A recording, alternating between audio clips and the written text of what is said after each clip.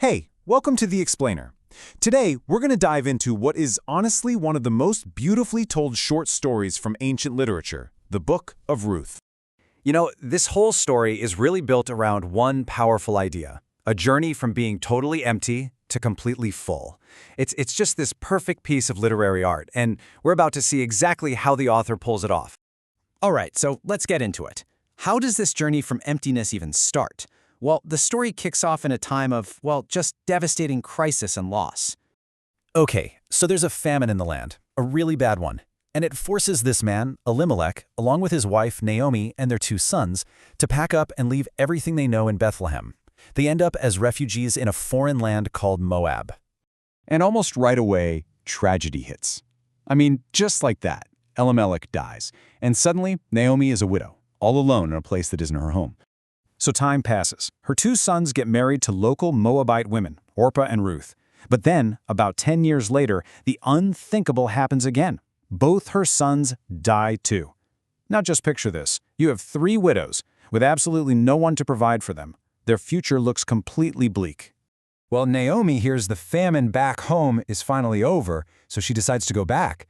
She tells her daughters-in-law, stay here in Moab, go back to your families. But when she gets back to Bethlehem, she is not the same person who left. She actually tells people, don't call me Naomi anymore. Her name means pleasant. She says, call me Mara, which means bitter. That's how broken she feels. And this quote, it just says it all. She tells them, I went away full, but the Lord has brought me back empty. From her perspective, everything, her husband, her sons, her future, has been stripped away. She's been completely emptied out. But here's where everything changes. One person absolutely refuses to leave her. And this one single act of loyalty, it's the pivot point for the entire story. Everything hinges on this moment. So her other daughter-in-law, Orpah, she tearfully says her goodbyes and goes back to her family. And you can't blame her. But Ruth makes a totally different choice. She literally clings to Naomi, this bitter, broke woman with nothing to offer. And this is the vow she makes, and it's really the emotional core of the whole book. Just listen to this. Where you go, I will go. Your people shall be my people, and your God, my God. Think about how radical that is. She's a foreigner, an outsider, and she's not just pledging loyalty to Naomi. She's adopting her entire culture, her people, and even her God. So they get to Bethlehem, and the timing is just perfect. It couldn't be better. It happens to be the very start of the barley harvest. And this one little detail, it's what sets the stage for everything that's about to happen. Okay, so they need to survive, right? They have no money, no food. So Ruth decides to go gleaning. Now, this was basically an ancient form of social welfare. It was a law that allowed the poor to go into the fields after the harvesters and pick up any grain that was left behind. And the text makes a point of saying this. She happened to come to the part of the field belonging to a guy named Boaz. So it sounds like pure chance, right? Or maybe it's providence. Because this Boaz, he's not just some random landowner. He's wealthy, he's respected, and, get this, he's a relative of Naomi's late husband. Turns out, Boaz has already heard all about Ruth and her incredible loyalty to Naomi, and he is just blown away by her. He goes out of his way to be kind to her, offers her protection, and even tells his workers, hey, leave some extra grain behind for her on purpose. He praises her for coming to take refuge under the wings of the God of Israel. So when Ruth comes home with all this grain and tells Naomi what happened, Naomi, the woman who was so bitter and hopeless, she suddenly sees an opening, a spark of hope.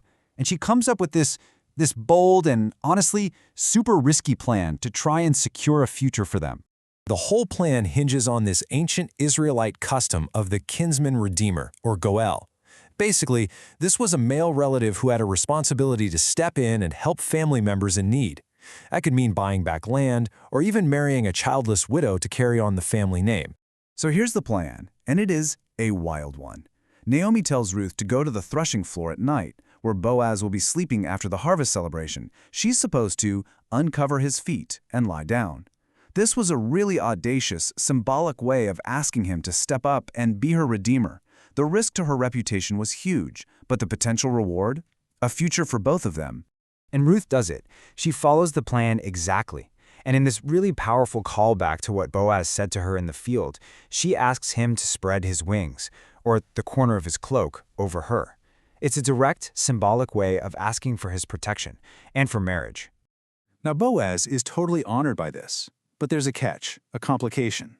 He reveals that there's actually another male relative who's closer in line than he is, and that guy has the first right of redemption. So this whole thing has to be sorted out legally, in public. And Boaz, what a guy, he handles this with total integrity.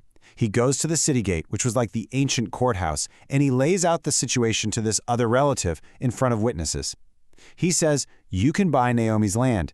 And the guy's like, "Great, I'll do it." But then Boaz adds the condition. Whoever buys the land also has to marry Ruth the Moabitess. Well, that changes things.